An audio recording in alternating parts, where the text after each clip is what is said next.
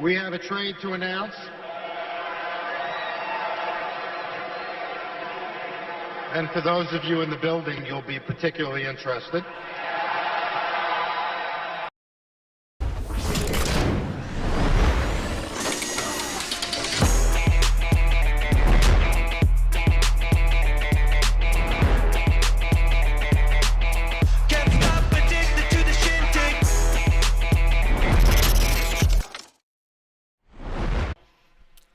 God, that gets my head bopping every time I hear it. Welcome into the Pucknologists, everybody. Show 128 here on Teal Town, USA.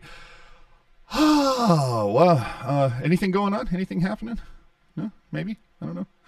I am your host, AJ_Strong on the social media. And joining us tonight, one rocket backhander. You put your left leg in, you put your left leg out. You put your left leg in, and then you trade your backup goaltender. I'm Rocket Backhander. How are you doing? It happens. Checking in from Vegas, the one and only Mr. Hockey Jerk. I just have one question for you. Y'all got any more of them draft picks? Well, it's a big day for Hockey Jerk because it's, less than 24 hours to the deadline. So what shirt are you rocking to celebrate that? Let's check it out. Nice, mowing the lawn. Sweet. I just want to wear something that shows my support for him one last time before he's moved. Oh, don't tease me. Do not tease me, brother. Oh man, remember, follow us on the socials, subscribe to YouTube, and hit us up. Twitter, Instagram, Facebook, Reddit, all those cool places. Whatever platform you listen to the show on for audio, whether it's Spotify, iTunes, iHeart, whatever. We'd certainly appreciate a review and a subscribe, and you can find links down below, if you're watching this on YouTube, to make sure you get to our social media and the podcast apps and all those fun things. And remember, if you'd like to support the show, you can use the super chat option during the live shows, or better yet, toss something into the Venmo tip jar at Teal Town, USA, and we thank you for the support. If you ever miss a show, want to catch it again, find it on any of those podcast platforms, and everything can always be found on the YouTube channel and at tealtownusa.com. All right, so this week, there's a lot to talk about. Probably not going to get to all of it. How the Sharks might be ready to help with cap relief. I think they're already doing that. The Sharks have moved Devin Dubnyk and Stefan Noesen. We're going to get a little bit into that trade deadline, but first we have 3 Sharks games to talk about from the past week. Let's see. They played 3 games and took 2 of a possible 6 points against the worst teams in the division. Good job, Sharks. Still 6th in the West after 40 games played. 4 points out of a playoff spot currently. They were 1 point out a week ago. Talk about shitting the bed. Ugh. So, first game, boom, 5-1 loss to Anaheim. This is the one you look at and you go, oh shit, really? This is who you're going to lose to? Vlasic has an upper body injury, so he doesn't play. Christian Jaros makes his Sharks debut. It was also reported that Nieto probably miss another couple of weeks before this game, likely bringing his trade down value just a scotch. Noah Gregor would slot in at the last minute over Sorensen, of course, sparking more trade rumors, but it was actually that Sorensen had a back issue and was hanging out with his chiropractor. Either way, it's a 5-1 loss, and somebody did mention, hey, I think Dubnyk should have started this game. I don't think that person had seen the numbers that Jones had posted over his last 3 starts compared to Dubnyk, but whatevs. That follows up with a 5-2 win versus LA. Jones starts, same lineup. The Sharks get goals from Labanc and Marleau. Burns gets 3 assists on the night. You got Balsers cleaning up some of Myers' garbage. You get Gabriel icing a 4-2, or what was going to be a 4-2 win before Hurdle makes it 5-2 with an empty netter. My favorite part of this game was the broadcasters having an issue with the King's English, the Queen's English, whichever. I don't know. I heard another Hettyism. You all know that I love my kick butter. That was really good. But Hetty delivered another one talking about a team push backing instead of pushing back. I'm collecting headyisms. In the pregame, Scott Hannon tried to outdo him. He kept saying all things considering rather than all things considered. So I enjoy those little flops. Finally, a 4-2 loss. Jones again because, well, Dubnyk was traded 8 hours before the game started. The Sharks get a goal from Gabriel off Leonard and Jaros, who gets his first point with the Sharks. And later, Meyer would score on the power play in garbage time from Hurdle and Donato. Just yet another horrific second, which is an ongoing theme, by the way, this week. The Sharks gave up 3 goals, allowed way too many breakaways and odd man chances. It was so bad that Kozhinash makes his debut for the Sharks to try to clean up things in the third period. And during the second intermission, even Hedican was calling out Marleau and EK65 for missing assignments and letting guys get behind him. It's funny how when I call out EK65, I don't know what I'm talking about, but Hedy does it, and it's astute analysis. Those are my favorites. Well, one of you played for the Carolina Hurricanes. One of you didn't. Okay. Yeah, do you know which one it was? I don't know. I've heard rumors, but I don't know for certain. Oh, man. Uh-oh. People are saying that I got a funky effect. All right, let's switch it up. Are we feeling a little bit better about the audio? Is that what it is? Sound like I'm talking into a PVC pipe. That is awesome. How do you know it's not ABS? I'm just saying. Yeah, I would like to know. How do you know the distinct difference between the sound of someone speaking into a PVC pipe and the sound of someone speaking into an ABS pipe? I don't know. It's always one thing or another with this damn audio stuff. All right, so look, hopefully that solved everything, but we had 3 games. Look, the Sharks pissed away. I don't mean to jump in here. I was just listening to the live chat. You're good now. Cool. So Ooh. the crisp, as you like to say. As they say. Who's they? Nobody knows. So the Sharks piss away a week of like the best schedule they could have wrapped their hands around. I mean, dude, LA twice and Anaheim? Come on. It should have been 3 up, 3 down. Dude, absolutely. An overarching thing from all 3 games, of course, is that the Sharks just absolutely sucked in the second. Now, I thought we got rid of that after like the first month or so. We talked about that ad nauseum, how they were just getting lit up in the second. The goal differential was out of control. So I gotta be honest, because of the way the Anaheim game ended, it's all kind of a blur for me, if I'm being totally honest. But I feel like anybody who watched the game probably wishes that they don't really remember it the way that I do. I mean, like you said, AJ, you're losing 5-1 to the worst team in the division, a team that you should beat. I mean, this is what we always talk about. This is the other side of what we always talk. Oh, how can you be excited? The Sharks beat the worst team. Well, now they've lost to the worst team, and it's not really a good feeling. And the one guy who saved you, or at least got you on the board, is the 41-year-old Patrick Marleau. Yeah, no kidding. I can kind of explain. I mean, I get it. I know for all intents and purposes it shouldn't be like that, but I do think that the Sharks have been really focused on beating teams that are better than them, and meanwhile the Kings and the Ducks have just been focused on beating the Sharks. Mm-hmm. So you've had these 2 teams who are just like, we need to beat the Sharks, and the Sharks are like, yeah, we can beat them because we just beat the Wild and we should be able to handle this. But it's not the same. They're playing in a different game, so it's a different gear. I don't know. It's like trying to drive 60 miles an hour in second gear on the freeway. It's not going to work. I mean, I guess it could work, but it's just going to be ugly. Well, and you see that elsewhere too, where it's like, I mean, this is kind of maybe not the correct comparable, but like I feel like any student could kind of agree with this, where it's like, oh, this project for school is going to be super easy. I'm going to wait till the last second, and then they get to the last second and they're like, oh fuck, I don't know what I'm doing. You know what I mean? So yeah, it's kind of a weird comparison, but I think you're on the right track there. Yeah. The thing that stood out to me, the other thing, you're talking about overarching themes. Evidently, Dylan Gabriel loves playing against the LA Kings. 3 of his 5 goals this year against LA. You love to see it. That's what I'm saying. I mean, don't get me wrong. I love LA Kings losing as much as the next guy, but you know, it's just kind of funny. You know, 4 of his 11 points. So it's a shame that we're done playing him this year. No doubt.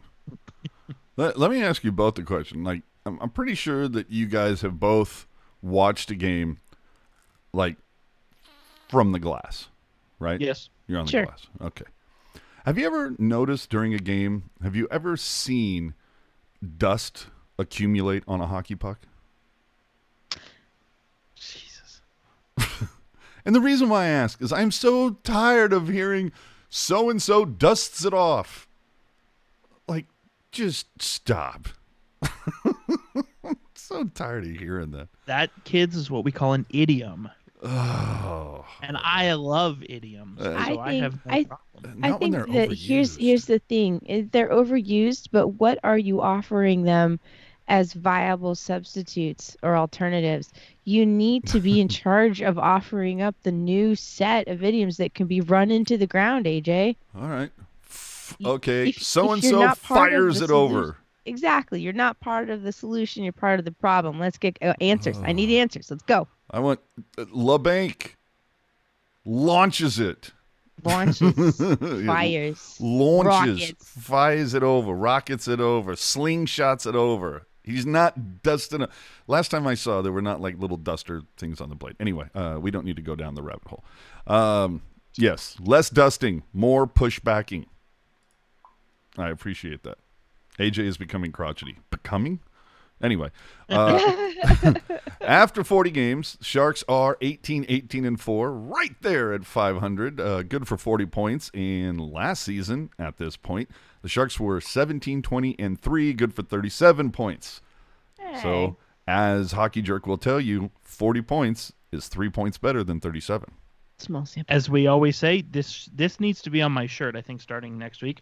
Better does not equal good. Mm-hmm. So, look, there's 16 games left in the season. Losing to both LA and Anaheim did not help your cause. You know what might help your cause is the fact that you play Anaheim twice this coming week at home. Don't blow this. Please.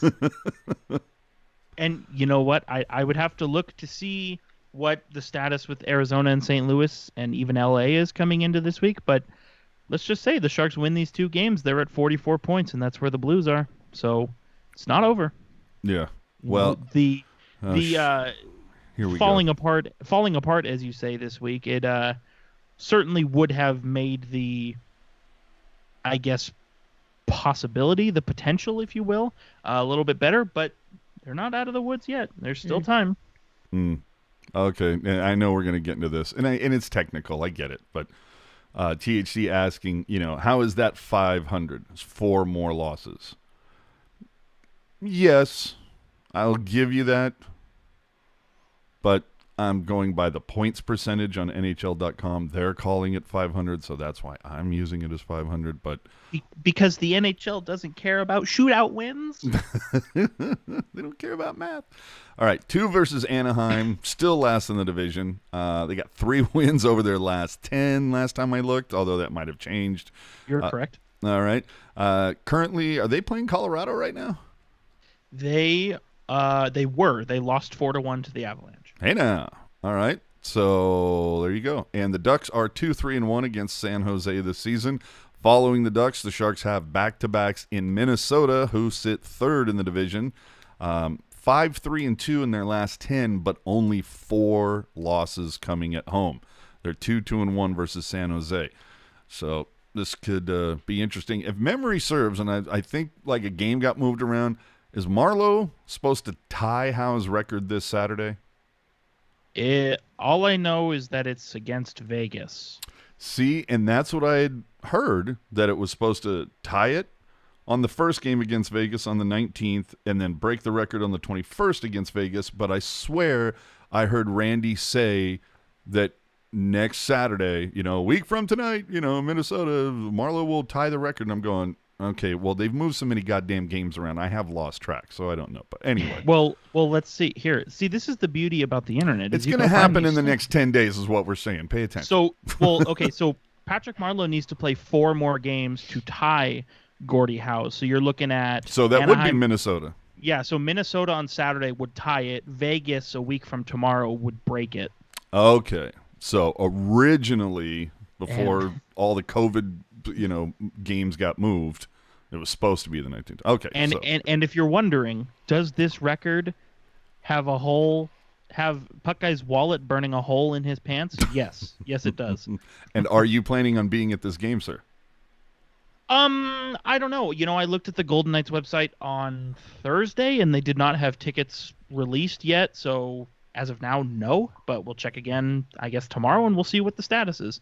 All righty then. Cool. So with the deadline tomorrow, is Wilson going to do anything else? As we saw earlier, and we'll get into it in a minute. But look, we've seen Dubnyk move, we've seen Noesen move. You think Wilson?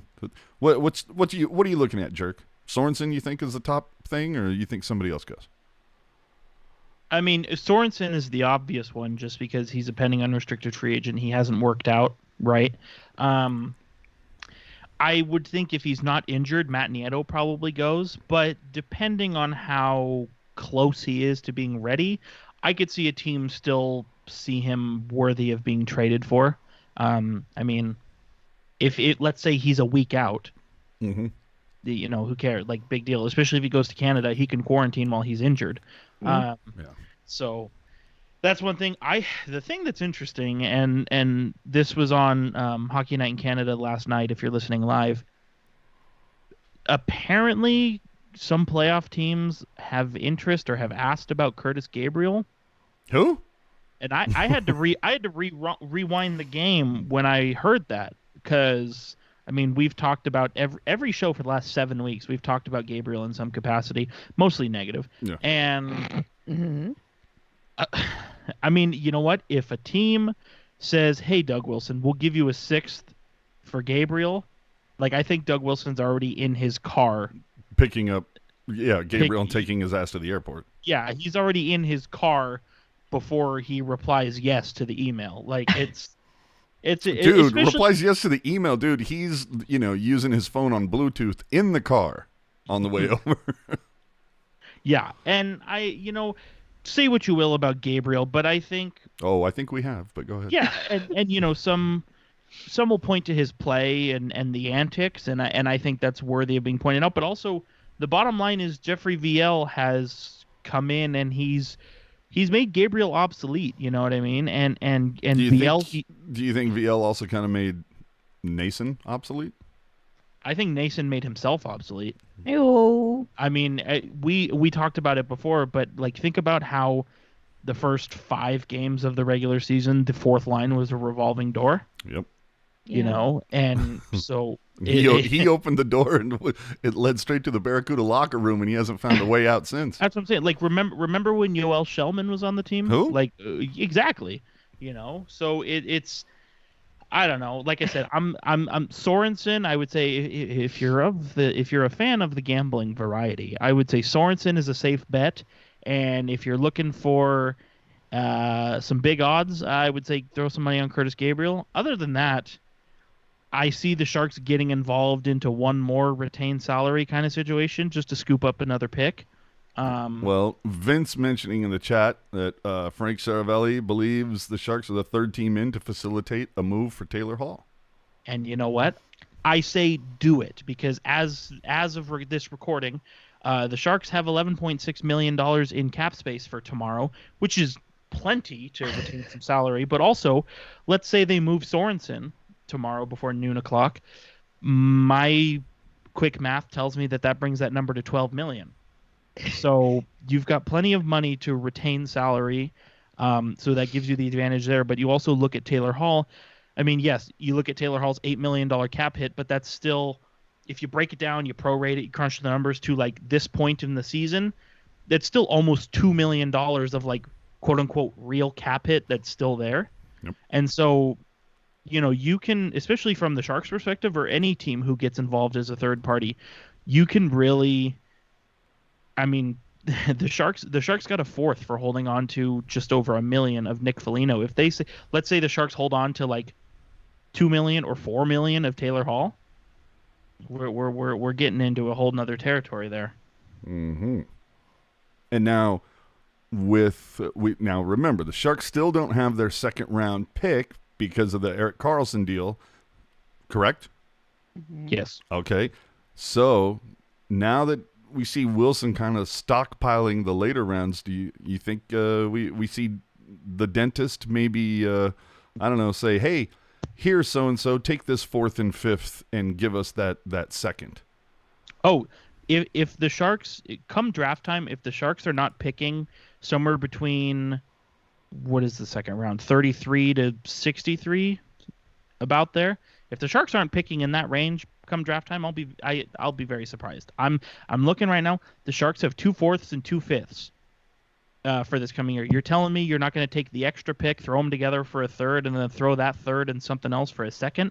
That has Doug Wilson written all over it. It's the it's the old, oh, I'll give you this paperclip for that Lamborghini move.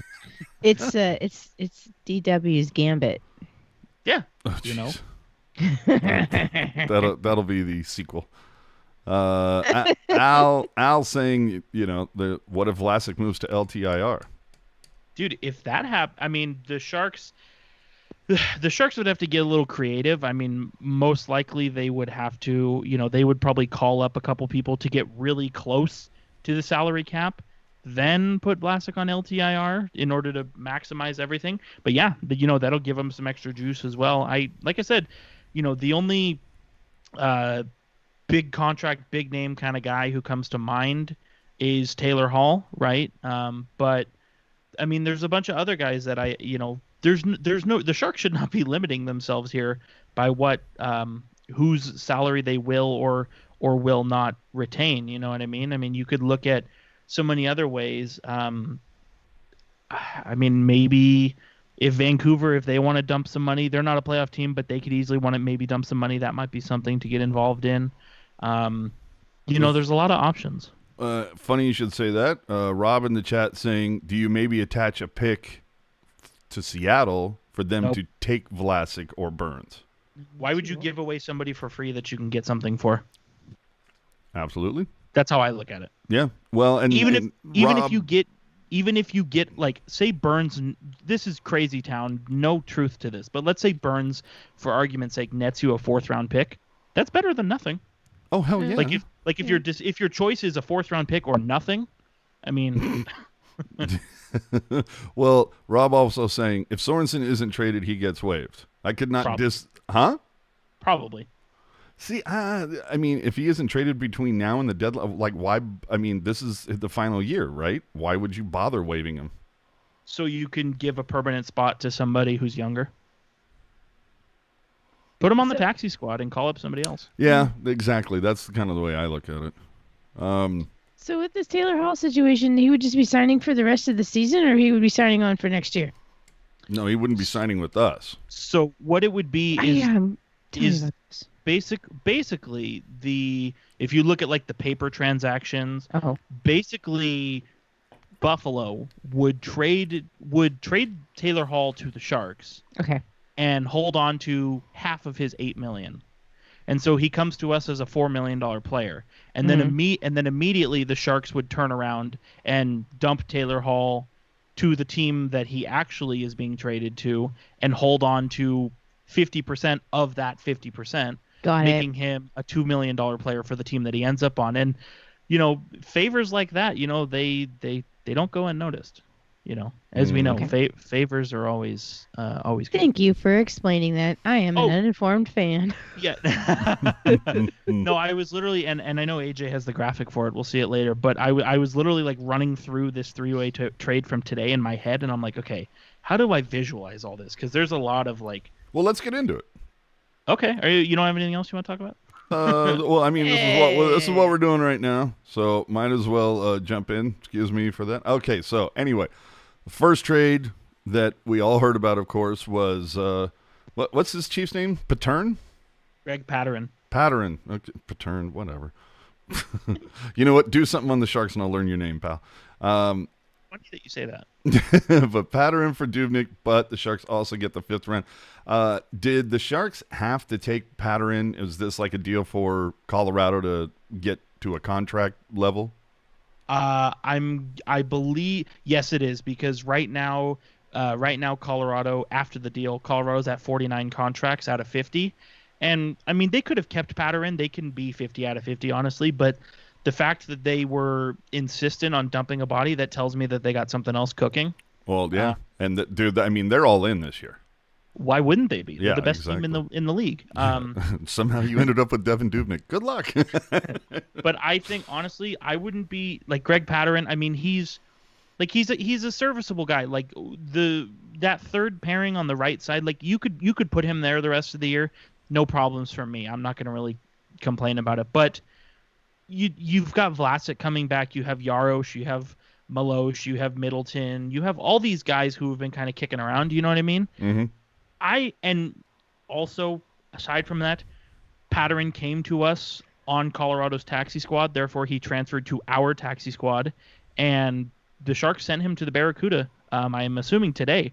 So it's kind of making me think like, maybe a cup team, as we said before, the cup teams, they used 8, 9, 10 defensemen. Yep. Maybe a cup team says, hey, we'll give you a 6th for him. And I think Doug Wilson's like, yep, here's the keys. I'm out. So wow. I wouldn't be surprised if this time tomorrow Patterson is back in the Eastern Conference, honestly. I got you. Well, but see, now, and what's funny is that's in direct conflict with what Rob is saying in the chat. He's saying that Patterson is a clue that Vlasic's injury may be more severe. I don't think so. I think there's enough people in the pipeline that I don't think you need to go after Patterson. I think it's certainly possible, right? I mean, but it's at this point in the season, especially if Vlasic, let's just say for argument's sake, Vlasic's out the rest of the year. You have that third pairing hole where it's like, okay, like you're saying, let's get Jaros in there, let's get Marleau in there, Middleton, Pashnuk, even Merkley. Like, just dude, a different guy. It's going to be an Oprah from now on. The next 16 games, Oprah's going to be running shit where it's like, you get a start, everybody gets a start at defense. 56 game preseason. That's why this is a completely appropriate behavior. And how, like, and if you're Greg Patterson, like, all things aside, like Greg Patterson started the year on Minnesota and then ended up on Colorado. Like, those are two good teams in the division. Yeah, he's going to be pissed. Now he's on San Jose. Like, I almost wonder. And God also, damn it. Is he a garbage person? He's not he's just, I don't know. He's just like one of those guys where it's like, oh, we can plug him in the lineup and he'll play. He's not going to hurt you, but he's not going to razzle dazzle you either. But I think it's pretty telling too. He's been on the team for a day and a half. He doesn't have a number yet. Dude, I feel like Dubnyk, Chief hooked up, saw that he was getting moved, and he's like, I'm sorry, where am I going? Colorado? Dude walked in like LaFlemme in Goon, just dude was just going, oh, yeah. Mr. Dubnyk, you didn't clean out your hotel. Keep it. I think, and you think about what the Sharks gave up for Dubnyk versus what they've turned around to get. It was a 5th. They gave up a 5th to get Dubnyk and a 7th. Then they turn around, they give up Dubnyk to get Patterson and a 5th. If they give up Patterson, let's just say they get a 6th. When you add it all together, you're basically looking at a 5th, a 6th, and a 7th coming to you, and all you gave up in the very beginning was a 5th. Jeez. So, like we're saying, paperclip for the Lamborghini. Mm-hmm. You know what I mean? Dubnyk was so happy that it was over in San Jose, he went... He ended that shit earlier. Grayson Hendricks, thank you so much for your donation on the Super Chat. Super appreciate that, dude. Way cool. Thank you very much for that. Super. Now, Vince is pointing out that Patterson, his wife, due to give birth soon. Actually, I thought that she actually already had, but I might be incorrect. But saying that Tread might have just been a classy favorite to him. Who knows? We can speculate, but could have been. But if that's the case, why not trade him to Vegas? I mean, Vegas is closer to Southern California than San Jose is. Hey, now. And, Vegas, for anybody who's been looking, Vegas has been so pinched by the salary cap that they've actually played games with a man down, so they could use some cheap bodies. No doubt. Let's move on to the next one then here. We have a train coming out. All right, so, all right, go ahead. Run through this horse shit. Because these three-way deals are just such a mind screw sometimes. You're gone. I mean, it's literally like the dude with the string, trying to link conspiracy. Go ahead. Oh, there you go. Knock yourself boy. out. So, and whether I'm correct or incorrect, it remains to be seen. But this is kind of how I visualized it in my head. So if getting a pen and paper helps you follow along, by all means do it. So how I envision it is you had Toronto trade a first and a fourth to Columbus for future considerations. Then you had Columbus trade Nick Foligno to San Jose for future considerations, while also retaining 50% of his salary. Then, to wrap it up, you have San Jose trading Nick Foligno and Stefan Noesen to Toronto for a fourth. That's kind of how I visualize it.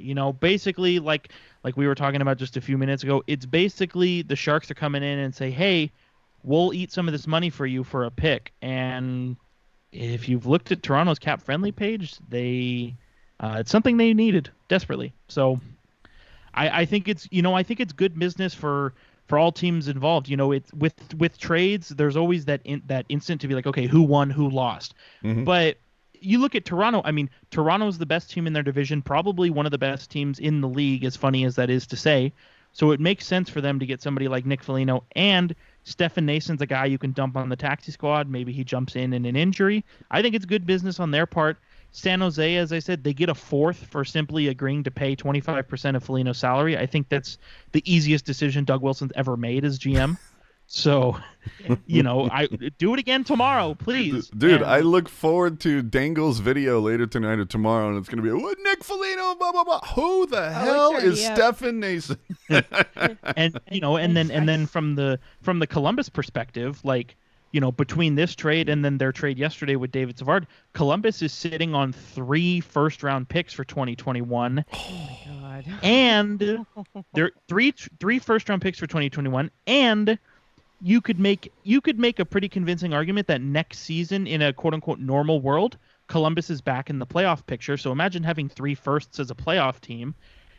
And there was a very teeny tiny rumor that kind of puffed out right after this trade that intimated that Nick Foligno could sign with Columbus for next season after this season is over. So let's just say, wait, Columbus, he's going back to Tortorella on purpose? That's what I'm saying though. Like from the obviously we're not a Blue Jackets podcast, but just respecting the hustle where it's like, yeah, we're going to get a first for you. And then why don't you just come back? If somebody would like to pay us to be a Columbus Blue Jackets podcast, we can make that trip. Yeah, we can I don't do mind. it. We can pull it out. We can whip it out. Speaking of all these trades, our buddy Shang had some interesting things. Now, I don't think Shang is into clickbait, but a couple of these seemed a little clickbaity. Earlier in the week, he reported that Labanc is available for the right price. And, of course, my response to that is, doesn't that go for every single player in the NHL? Wow. I mean, not even every single player in the NHL. I think on an individual human basis, we'll have our price. Well, that's what I'm if saying. Gretzky got traded. Well, of course. No, well, I know. But it's just that whole idea. It's like, if some team came along and said, we're going to give you, our first, second, and third round picks for the next 4 years and our 3 best players and this for Connor McDavid, Edmonton would be like, yeah, sure. Yeah. We still got Leon. Fine. Bye.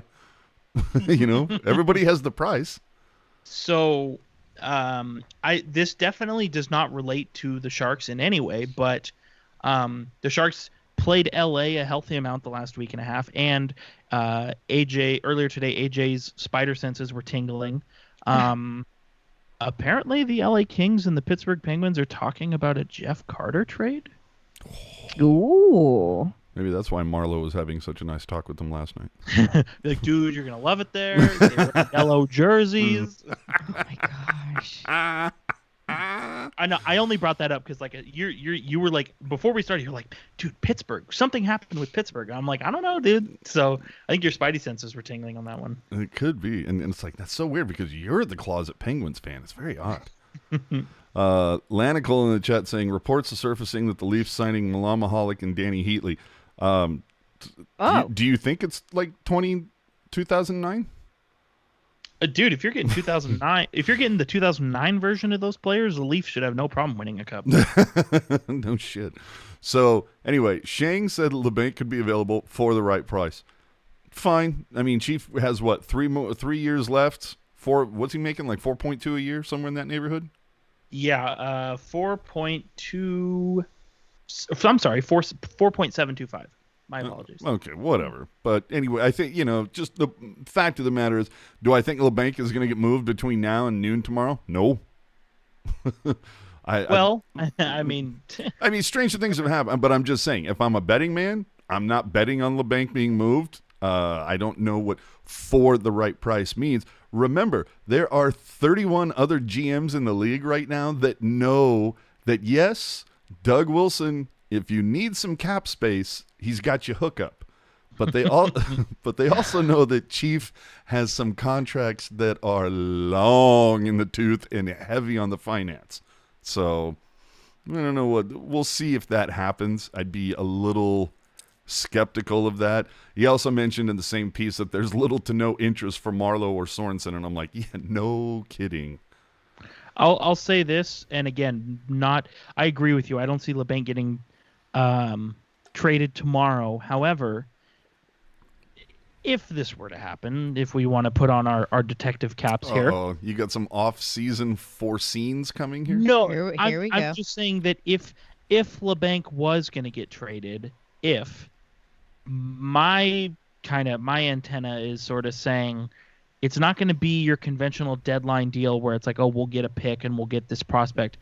I think it would be the other way around where it's like, yeah, we'll give you Labanc and like a first for some like stud of a player. You know what I mean? Like, I think it would be an upgrade as opposed to a lateral thing or something. Yeah, exactly. That's what my antenna is kind of vibrating and telling me. But again, I don't see Labanc getting traded at all, to be honest with you, but certainly not tomorrow.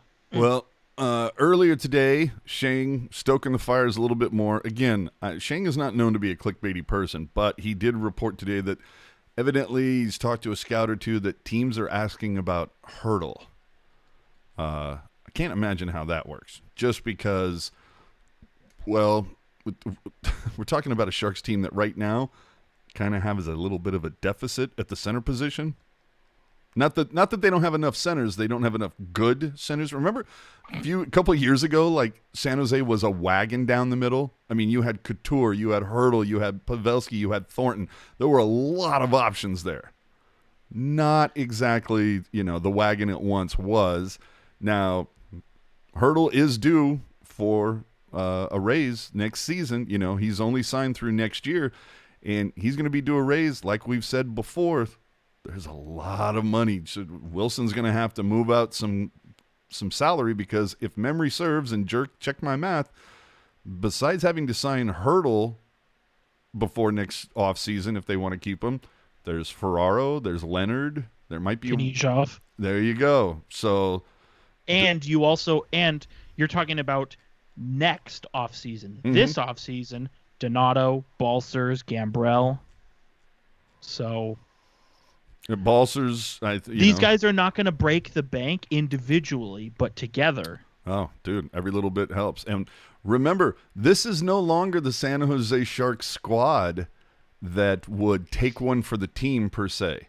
Yeah. Take that term or cash friendly deal for the betterment of the entire group. We're not going to see that anymore. The EK's got their cookies, and now it's like, oh yeah, I'm not making that deal again. So, who does Hurdle get traded to, and what do we get in return for him? Oh, Connor McDavid. God bless. What is Taylor Hall? See, now I think with Hurdle, Hurdle would be a situation, and again, this is just me kind of theorizing here, but of course, Hurdle and I could include Timo Meier in this conversation. I think they're kind of at the same. One is 3 years older than the other, but I think they're kind of in the same sort of area where it's like you're. Well, and somehow Meier's getting paid more, but anyway, go ahead. Well, because Meier's got both of his knees still. Yeah, fair point. Very true. But, it's with either of those guys, but you're talking Hurdle. It's a situation where it's like, okay, we're going to trade Hurdle.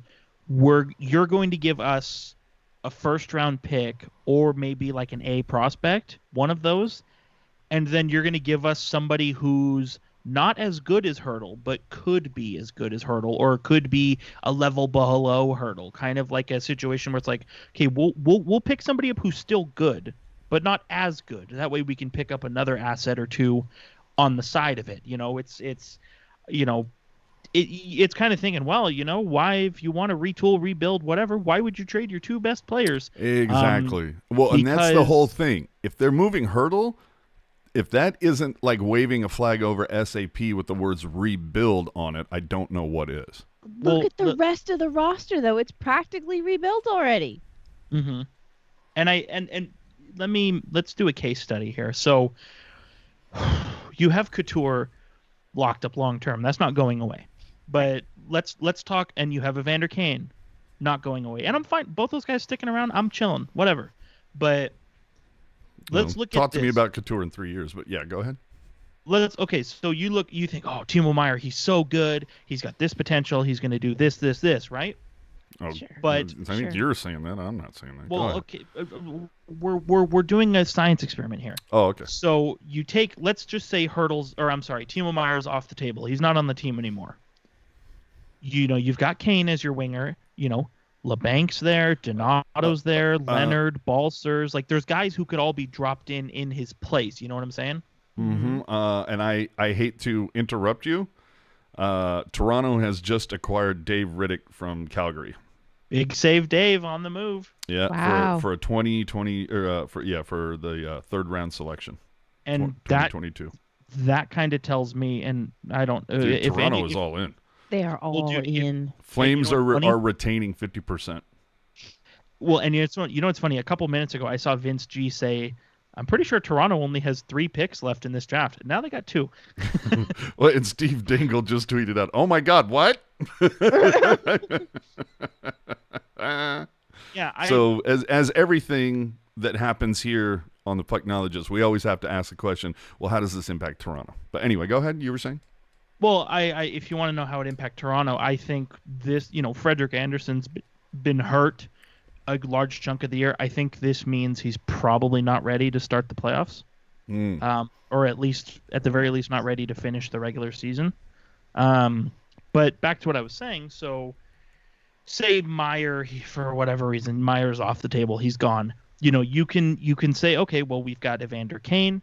We have Kevin Labanc, Ryan Donato, Rudy Balsers, John Leonard. There are other options on the wing who can pick up those minutes and take over. And this is not me saying trade Meier. I hate Meier. Get rid of him. I love Timo Meier. He's a great guy, great player. But it's a situation where, like, the Sharks, as porous as they've looked in other parts of their team, this may be actually a situation where it's like, yeah, well, we can trade you, recoup a couple assets, and we got 4 guys who will come up and take what you are leaving. You know what I mean? So, and I think it's the same thing with Hurdle, where it's like, yeah, okay, losing Hurdle would suck, but it's a situation where you can get pieces back for him while also sliding up other guys that you already have. You can't really do the same with Couture or Kane because they're kind of like one-of-a-kind players in terms of what they bring to the team. Yeah. Alden asking, what is this, Hockey Central on Sportsnet? Dude, if I would have had the sounder, like, it's okay, we got to trade, I would have done it. I mean, is anybody else kind of disappointed that all the trades are happening the day before the trade deadline? Yeah, to be honest, like, usually, there's been definite, mornings I'm sitting there going, okay, well, July 1st, and I'm just watching, boom, boom, boom, and they're speculating on a trade that already happened, or they're analyzing it, and all of a sudden, boom, you see the sounder and the graphic, and oh, we got another one, and here it's that. I'm a little surprised, it's 10:45 at night back east. It makes I'm a little. I don't see too many GMs getting a lot of sleep tonight. Is what I'm saying. Maybe they're all hanging out in Las Vegas.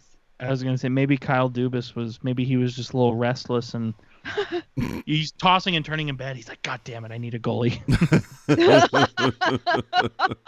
It's the one thing I don't have. I need one of those. All right. You know what though? It's like that's actually a legitimate thing that would keep somebody up at night, like such as Kyle Dubas. That's what makes that whole situation funny. You know what though? This is like we're supposed to be talking about the Sharks here, but it's fresh in my brain. Like for the Leafs, like this is it. Oh, dude, I'm telling you right now, as soon as the Sharks, if they are mathematically eliminated before our last show, which I'm assuming they're going to be. Dude, I'm doing the last show in a Toronto Maple Leafs jersey, guys. My God. I'm jumping ship. It's like again, I'm going to be back into the win it for Jumbo box.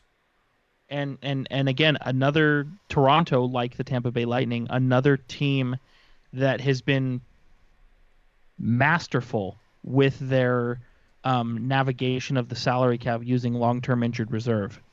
Masterful. Dude, I love the term masterful. It's so rare that you get to use it. But well, it's just to me it's just so fascinating because the salary cap is $81.5 million, but by bringing in David Riddick, you're adding 50% of 2.75, which quick math, what is that, 1.375 about? I think, yeah. So you're looking at $81.5 million salary cap, but because of the long-term injury, their payroll is like $88 million. But they're just finessing it so well. And same thing, dude, Tampa Bay, $81.5 million salary cap. Tampa Bay's payroll is $100 million. They are just finessing the salary cap, and I appreciate it. I think and Rocket knows this. I get up for teams that are built very well. That's Phrasing. true. He's got a thing. He really does have a thing for well-built teams. Yeah, it's. I don't blame him. GM of the year, I think. Tampa Bay and Toronto. Those are your top two frontrunners. I have a thing for things that are well built. I think it's going to be that much more tragic when Toronto loses to Boston this year. But I mean, they're going to try. Oh man. Oh, here comes Berg on the chat. Clearly knows how to he's like, you know what? I bet if I say this in the chat, it'll make the show. Here we go. Sharks cannot be competitive until A, EK65 and his contract leaves. B, EK65 starts playing like an $11 million player. All other proposals are generally meaningless. Here's the thing, though, is that EK65 does play like an $11 million player. You know how I know? Because he gets paid that much money. Big money man not doing big money things. There you go. Speaking of which, we have to move on. Let's get into hot or not. And honestly, I wouldn't say that anybody is hot. Gabriel, dude. Okay. 3 goals in his last 4 games. All right, That's I'll true. give you that, Gabriel. Okay, I mean, well, you could say Marleau hot, 2 goals over the last 3 games. Sure. Okay. Yeah, him as well. Yeah. Why wouldn't you say that? I guess I don't know. I just, I think it was just when I was putting together the list, I was just so blech over like dumping to Anaheim and LA this week, and I was just like, you know what, they all suck. I was just so pissed off, and I'm like, what should be on the hot list this week? Doug Wilson's chair. What I was gonna say is on the hot list this week, Doug Wilson. I would say he's hot. I mean, yeah. Yeah. Like okay, and say what only a late round pick for Dubnyk, but if you look at the trade for Dubnyk, look at the trade trading him away, it's a net positive. You look at getting a 4th round pick for paying some salary, net positive. You know what I mean? Like, all right, let's see the dentist pull some shit off. I want to see some. Dude, when Marcus Sorensen is in a Flames jersey at noon tomorrow. Oh, tell me it's gonna happen, dude. Then I will praise the sorcery and wizardry of Doug Wilson. Bring it on. If that happens, I cannot wait to see Jerk's shirt next week. Oh, dude. Let me let you know. They seemed likely a few weeks ago. Probably not now. I mean, they just traded away David Riddick, but yeah, I don't know. Like I see, like even if you get a 7th for Sorensen, like it's still more than That's what I'm saying, dude. Like, he was an undrafted free agent signing. Like, you literally paid nothing to get him. So if you can sell him for something, it's an, say it with me, class, net positive. Yeah. Net positive. Well, it's funny you bring up Sorensen because I have him at the top of the not hot list. Oh, Jeff Carter officially going to Pittsburgh. Oh, there it is. Spidey sense has stopped working now. It's funny. Bob McKenzie comes out of semi-retirement for 20 minutes and drops that. Dude, if you can be semi-retired and still more plugged in than everybody else who's fully active. Dude, dropping bombs. That's the life. Bobby Bomb, as they say. Oh, man. Also on the not hot list, of course, the power play. Last 2 weeks, 3 for 21 for 14%. And over those 2 weeks, they've both scored and allowed a shorthanded goal. So, yeah. There's definitely a couple of these games you look at and you're like, you know, a power play goal could have made a difference in this one. But anyway. Game last night. Yeah, you right. And what the hell? Wasn't there a game, did I dream this, that, like, Bugner pulled the goalie with, like, 7 minutes left in the game? It was against the Ducks. Jesus Christ. They let David Backes score, which if you let Rocket knows, if you let David Backes score, you might as well just end the game. Yeah, you got fucking problems. Dude, Vince G You got coming. serious issues, son. Vince G coming in hot. I've said it before. A 7th rounder is what I call a DW junior third.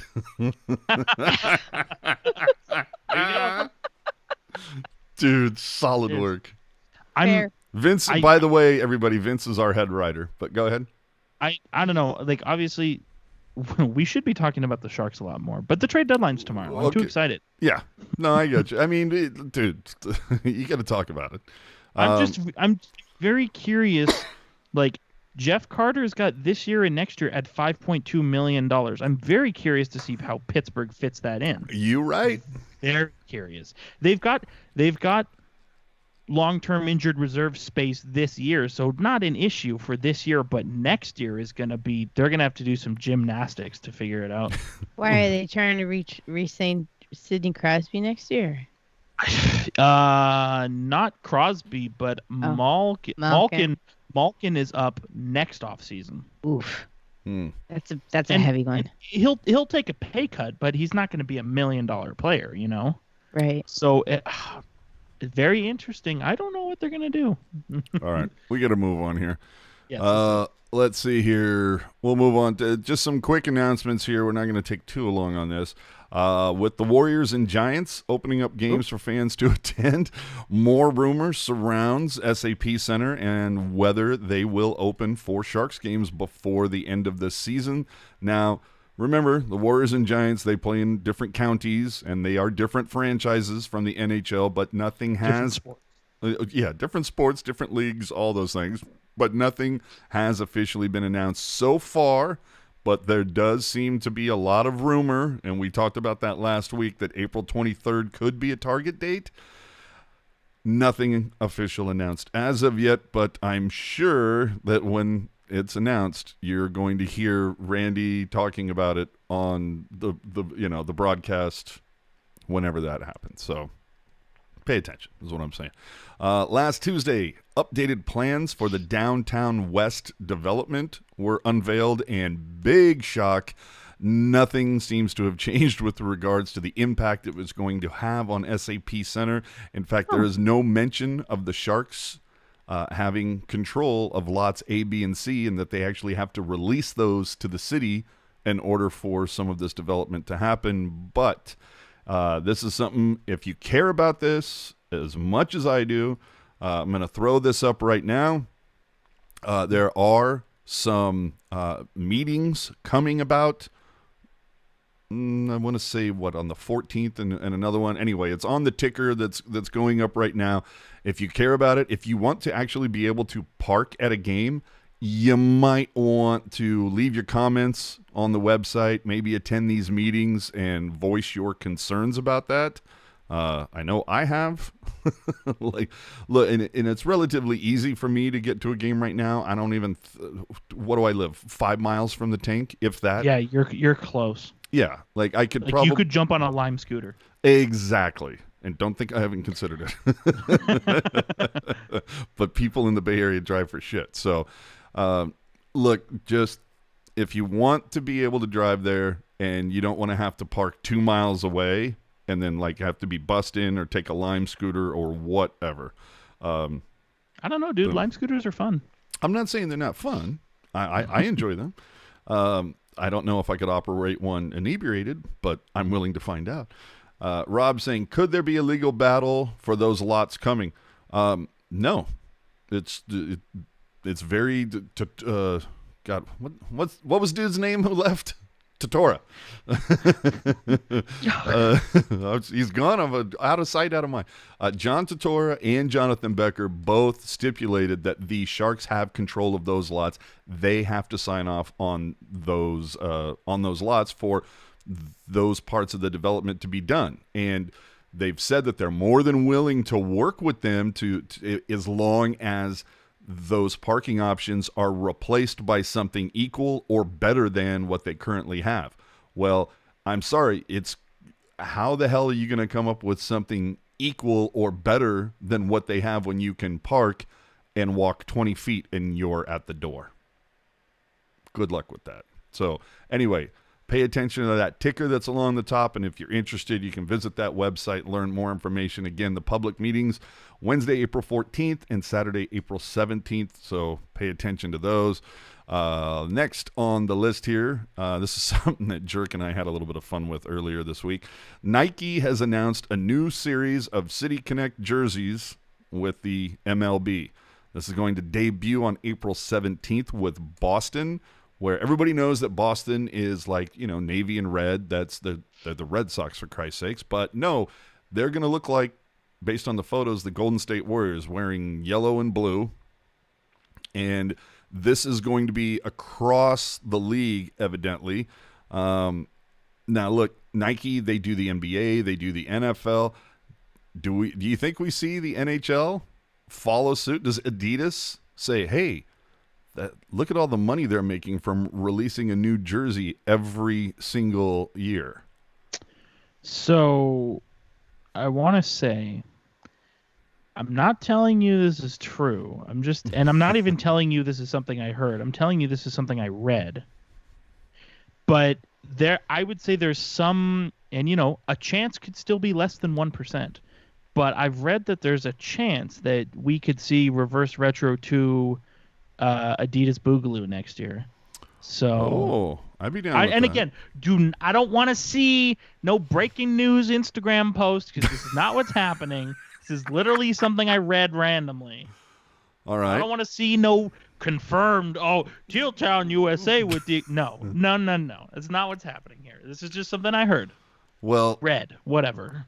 And again, another thing I'm not saying it's true, I'm just saying it's something that I've heard, is that in one of the things that I will say kind of gives you an idea or an inkling that it confirms it, is Adidas is supposed to be, or is thought to be, because people say that the Adidas is releasing a brand new hockey jersey next season. Like, remember the parlay thing a couple years ago where it's like, hey, we took recycled shit and made a jersey out of it for the All-Star game and all that. They're evidently going to be doing that next season, something very similar to like the whole parlay thing. Now, again, I'm not saying it's true. I'm just saying it's what I've heard. However, when you go to discount places over the last 6 months, Burlington, Ross, TJ Maxx, Marshalls, whoever, you're seeing a lot of Adidas hockey stuff. Yeah, you say that. I see no Adidas hockey stuff up here that isn't Oilers branded. Oh, well, yeah, but that's the funny thing. No, none of that makes sense. That I'm seeing like runs of Minnesota Wild jerseys being released in like Provo, Utah, at the local Ross there. Like, I don't know how they end up in these places that they do, but they just do. I would like to know if there's like, if there's any Sharks crap in Ohio, that'd be great. Like if somebody would tell me so I can like buy it. Probably. Like when I was in Nashville and they had those Sharks pillows there. The Ross that is, I shit you not, 300 feet from my house had like 8 PK Subban Nashville jerseys. I don't know why. They just happened to be there. But anyway, it's going to be interesting. I'm honestly surprised that Adidas hasn't done a little bit more. And like, what if every team had like 5 jerseys? Like they just wear one special one for one particular game, like a hockey fights cancer night. Like they already do the shit with the warm-ups. Like, why wouldn't you make them available for purchase? Because a cha-ching. Yeah, I don't know. As far as I know, like the NHL has only done the warm-up jerseys because like kind of like the whole, wearing the jersey during the game and that whole thing, that's more of like an AHL kind of thing. Yeah. Well, but it depends on what they do. Like you could see them, you could see that, okay, we're going to do some sort of inversion of the current jersey, like for one game. Like you're already going to wear teal at home. Okay, you know what? We're going to do an orange version of that with the teal stripe. And it's going to be for one game, and it's a special, it's supposed to call out something, but they will make those available to purchase, something along those lines. I don't know. Well, here's the deal. Like you got this one set of jerseys that are all going to be like between the sizes of extra large and triple X, right? And they're all pro stock. You got one little factory that's going to make those 40 sweaters total, and that's your special edition run. Mm-hmm. Or you have to flip that over and turn that into 20,000 units. True. So, like, the logistics of either operation are very different. So I think, like, a lot of that has to be put into consideration before you just start asking, well, why don't they make all of these available for the public? Because they can't find... I mean, Adidas quality already went downhill, like, very quickly. You think it's going to get any better when you overload the sweatshops in Indonesia? No. And it's funny you should say that. Be on the lookout for an article coming in the next week or so on Teal Town USA, specifically about hockey, Adidas hockey jerseys. And there's, let's just say there's going to be some interesting things in there because we actually spoke. I spoke with an Adidas spokesperson earlier in the week, and they would not even comment on it. Ooh. So just be on the lookout for that. But hear me out. Special edition jersey. Hear me out. Retro forward. Not reverse. Forward. Well, how do is you it do retro forward? forward? Exactly. Think about it. It would be the Jetsons. Exactly. Anyway. So it has a space pack? It has a jetpack on it? Just think about it. Sharks with laser beams? Yeah, laser beams on their heads. The Sharks also seem to have launched a new swag shop. We talked about it before. sjteamshop.com had a bunch of stuff. Well, now they've got another website that seems to be more in line with what the Shark store at SAP is offering, called sharksproshop.com. So, and it is, have we confirmed that this is a real website? It is, in fact, a real website because Randy promoted it during the Saturday night broadcast. Okay, because I was gonna say, because I've seen on Reddit, specifically the Sharks Reddit, a couple of people say, oh, I bought this jersey from the store. This is like years ago. I bought this jersey from the store side and I never got it. And you look at the website and it's like some brutal, just like, I don't even know, not even a real website. It's like, no, this is very real. No, this is very real. It's Looks legit. very good. Yeah. And then finally, and this is just something that I had written down because I just find it comical. Further proof that naming rights are just fucking stupid. The San Jose Earthquakes now play at PayPal Park. And I guarantee you all the locals will continue to call it Avaya. I guarantee you that's what it's going to be. And I get it. It's like, well, that's not what it's about. It's about the national broadcast and they see the PayPal logo and blah, blah, blah. Like, I get all that. I just think it's funny. And, you don't see Apple Arena or Google Stadium. And I'm wondering if it's because those companies go, naming rights are really stupid. Like, we can spend our money on much better things than that. But anyway, let's go. Oh, we have it. Let's play it. Around the NHL. All right. So Hey, we have it. We're going to play it. The start date for the Stanley Cup playoffs is unknown after the end of the NHL regular season was extended to May 16th yesterday. I'm assuming this has something to do with everybody in Vancouver getting COVID. Yeah. You know what? I wouldn't.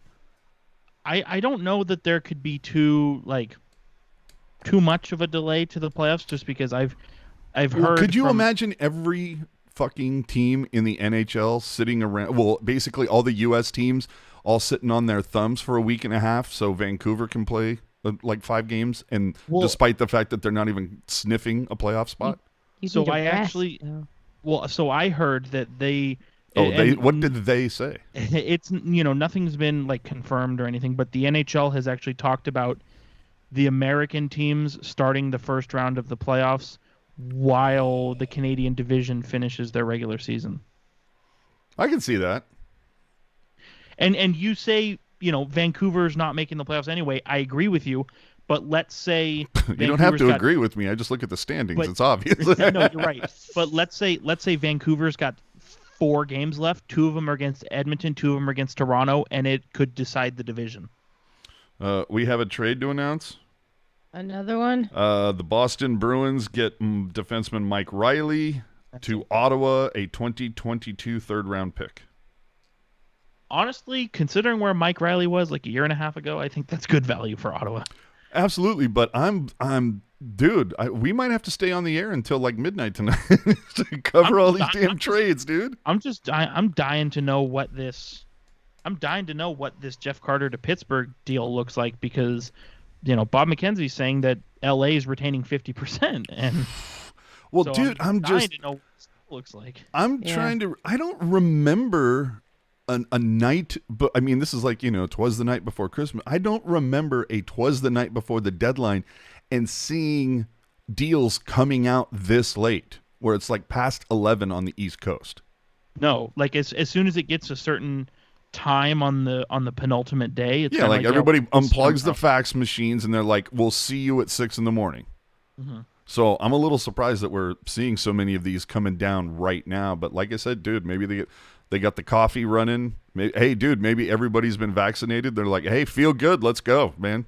Who needs sleep?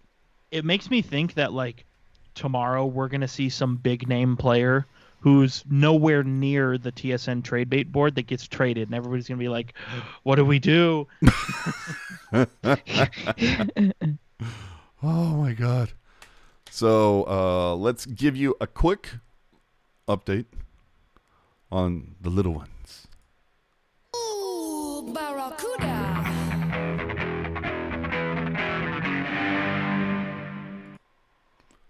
So, boy. Hasn't been a great run for the Barracuda, but earlier today they did beat the Ontario Reign by a score of 5-1. Yay. Chmelevski potted the first 2. Scott Reedy got his first AHL goal, but the Cuda have lost 3 of their last 5 games in April. Currently a record of, I want to say, 9-8-4-2, sitting 5th in the AHL's Pacific. Blichfeld continues to lead the team in goals with 10 and points with 15. On defense, with 20 games played this season, Robbie Russo is the points leader on the Cuda for the defensive side with a goal and an assist. So there you go. To kind of touch on that, Kevin Lacey recorded a show with Nick Nolenberger last night to get all of that in, or maybe it was Friday. Either way, technology ruined his life, and so he's going to have to figure out how to fix that. So there you go. Finally, we move on to the tweet of the week. You love to see it, don't you? The tweet of the week. And this starting off with Shang saying, Wilson says from here on out he doesn't want either Kozanash or Melnichuk on the taxi squad. One will be a Sharks backup. One will be with the Barracuda. Wants to make sure at least one of them is playing regularly, so it looks like they'll need a taxi squad goalie. And I responded, what's Niemi up to? And Duke of Dookie comes in and said, heard they offered Niemi a contract, but it went right past him. Wow. Hi-oh! You had me at that guy's Twitter name. Do you think he stole that from you, from Chief of Chiefing? Could be. Could be. Can neither confirm nor deny? Nope. But that's a hell. That is a hell of a tweet. Yeah, that is fantastic. Good job. I mean, come on. Do I get any credit for putting it on a tee? No. Sure. Oh, yeah, sure. It's because of you that it.